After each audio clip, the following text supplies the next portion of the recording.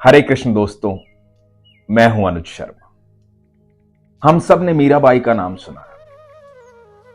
राणा सांगा के पुत्र राजा भोजराज की मृत्यु के बाद जो मीराबाई के पति थे, मीराबाई को सगे संबंधियों ने बहुत प्रताड़ित किया, बहुत परेशान किया। ठाकुर जी की अनन्य भक्ति, ऐसी भक्त कभी कोई हुई ही नहीं। ऐसे भक्त विरले होते हैं। मीरा कहो या कृष्ण कहो, बात एक ही लगती है। जब भक्त भगवान में विलीन हो जाता है तो भक्त का नाम लो या ईश्वर का नाम लो, एक ही बात है। यही थी मीराबाई। तो मीराबाई सबसे परेशान होकर के वृंदावन आ गई। जब वृंदावन पहुंची तो उस समय जीव गोसाई वैष्णव संप्रदाय के मुखिया थे। उनके बारे में मीराबाई ने बहुत सुना था। उनसे मिलने की बड़ी इच्छा थी। संदेश पहुंचाया कि मैं जीव गोसाई जी से मिलना चाहती हूं। जीव गोसाई जी ने मिलने से मना कर दिया। उन्होंने कहा कि मैं किसी औरत को अपने सामने नहीं देखना चाहता, मैं किसी औरत से नहीं मिलता हूं, मैं किसी से आमना सामना नहीं करता हूं, मैं यहीं रहता हूं मेरे ठाकुर के पास, मुझे किसी से नहीं मिलना है। यह संदेश पहुंचा मीराबाई के पास। जब मीराबाई के पास यह संदेश पहुंचा तो मीराबाई ने जवाब दिया और संदेश पहुंचाया कि अच्छा, मुझे तो लगता था कि वृंदावन में एक ही पुरुष है, वो मेरे गिरधर गोपाल, बाकी सब तो गोपियां हैं। पर आज मुझे पता लगा कि वृंदावन में मेरे ठाकुर के अलावा कोई दूसरा पुरुष भी है। अगले दिन हुआ यूं कि सुबह जीव गोसाई जी ने मंदिर के द्वार खोले और देखते ही अचंभित हो गए। सामने देखा कि ठाकुर जी का जो विग्रह है, बाके बिहारी जी का, वो घाघरा चोली पहने हुए हैं, नाक में नथ है, हाथों में चूड़ियां हैं, चुनरी ओढ़ी हुई है, एकदम स्त्री का रूप धारण किए हुए हैं। ये दृश्य देख करके जीव गोसाई जी बड़े क्रोधित हुए। जोर से चिल्लाए, सबको बुलाया। बोले, किसने ये कृत्य किया है? किसने ठाकुर जी को ये पोशाक पहनाई है? कौन गया था ठाकुर जी के पास? पुजारी जी घबराए हुए थे, डरे हुए थे। बोले कि स्वामी जी, आपके अलावा ठाकुर जी के पास कोई भी नहीं गया। आपने ही रात्रि में द्वार बंद किए थे और आप ही ने द्वार खोले। कोई भी ठाकुर जी के पास नहीं गया। गोसाई जी निशब्द हो गए, सोचने लगे ऐसा कैसे हो सकता है, कैसे संभव है ये? पुजारी जी ने कहा, गोसाई जी आप आज्ञा दे तो एक बात कहूं। तो गोसाई जी बोले, हां बोलो।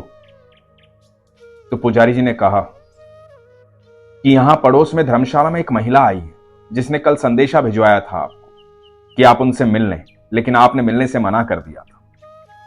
लेकिन कहते हैं कि वो बड़ी अद्भुत महिला है, एक तारा बजाती है।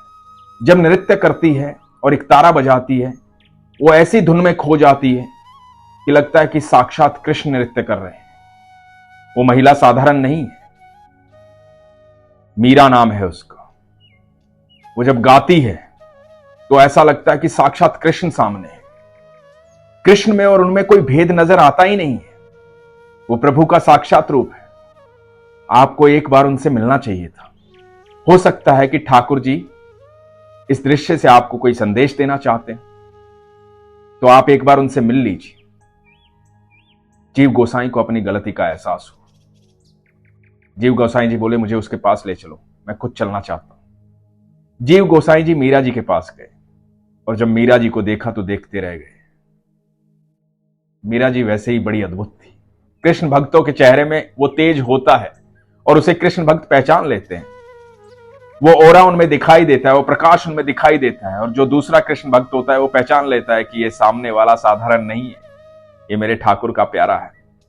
गोसाई जी समझ गए। गोसाई जी मीरा जी के चरणों में गिर गए। बोले कि मुझे क्षमा करे देवी, मुझे नहीं पता था। आइए मैं आपको खुद मंदिर लेकर चलता हूं, खुद बाके बिहारी से मिलवाता हूं। और मीरा जी पीछे पीछे हो ली। जब बाके बिहारी के मंदिर पहुंचे गोसाई जी और मीरा जी, तो एक और अद्भुत दृश्य था। ठाकुर जी पहले जैसे दिखाई दे रहे थे। अब वो घाघरा चोली नहीं थी, वही पोशाक थी जो ठाकुर जी पहनते हैं। अब वो घाघरा चोली दिखाई नहीं दे रहा था। तो गोसाई जी ने मीरा की तरफ देखा। जब मीरा की तरफ देखा तो कृष्ण दिखाई दिए। फिर बाके बिहारी की तरफ देखा। जब कृष्ण की तरफ देखा तो मीरा दिखाई दी। गोसाई जी चकरा गए कि ये हो क्या रहा है। कृष्ण में मीरा और मीरा में कृष्ण दिखाई दे रहे थे। यही भक्ति थी मीरा की। मीरा जैसा भक्त कोई हुआ नहीं है। मीरा जैसे भक्त विरले होते हैं, सदियों में होते हैं, और भक्ति हो तो मीरा जैसी हो। कोई भक्त यदि उम्मीद रखता है, आशा रखता है, चाहता है ठाकुर का भक्त होना, तो भगवान से ऐसी भक्ति मांगे जैसी मीरा ने की। लेकिन मीरा ने बड़ी प्रताड़नाएं सहन की। मीरा को लोगों ने पागल कहा, बेवकूफ कहा, बहुत दुख दिए, बहुत परेशानियां दी, बहुत प्रताड़ना दी। लेकिन वो अपने गिरधर गोपाल में इतनी खोई हुई थी, उसे कोई दर्द होता ही नहीं था। वो प्रेम में रहती थी अपने ठाकुर की। और जिसके पास ठाकुर रहता है ना, वो शरीर से अलग हो जाता है, क्योंकि आत्मा परमात्मा में विलीन हो जाती है। ये शरीर बस ऐसे ही रह जाता है। मीरा का शरीर नहीं, मीरा की आत्मा थी कृष्ण। इसीलिए मीरा के भीतर कृष्ण दिखाई देते थे। यह अद्भुत घटना है, ये प्रेम की घटना है। ईश्वर सबसे उतना ही प्रेम करते हैं जितना मीरा से करते थे। लेकिन आपका विश्वास होना चाहिए। एक बात हमेशा याद रखना, आपकी अनुमति के बिना आपके दिमाग की शांति कोई भंग नहीं कर सकता। अपने दिमाग को शांत रखो। ये विश्वास रखो कि परम शक्तिमान परम पिता परमेश्वर, जो सर्वेश्वर है, जिसने सारी सृष्टि को रचा है, वो हर समय आपके साथ है। जब वो आपके साथ है तो चिंता की क्या बात है। एक बार एक व्यक्ति था, घोड़े पर जा रहा था, लंबा सफर था, धूप बहुत थी, गर्मी थी। घोड़ा धीरे धीरे चलने लगा। उस व्यक्ति को एहसास हुआ कि घोड़े को प्यास लगी। पास ही में एक किसान अपने खेत में रहट चला रहा था और खेतों को जल दे रहा था। रहट पुराने जमाने में एक ऐसी सुविधा होती थी कि बैल कुएं के चारों तरफ गोल गोल चलते थे और कुएं से पानी निकलता था। उसमें छोटे छोटे डब्बे लगे होते थे। उस पानी से खेतों में जल जाता था, उससे खेतों का काम होता था। तो इसने देखा कि एक रहट चल रहा है, कुएं से पानी निकल रहा है, मैं घोड़े को पानी पिला देता हूं। घोड़े को वहां लेकर गया। जब घोड़ा पानी पीने लगा तो रहट की ठक ठक की आवाज से पीछे हट जाता था। घोड़ा डर रहा था। घोड़े ने कई बार कोशिश की, बार बार ठक ठक की आवाज होती। जैसे ही पानी पीने लगता वो ठक ठक सुनकर के पीछे हट जाता, घबरा जाता, डर जाता।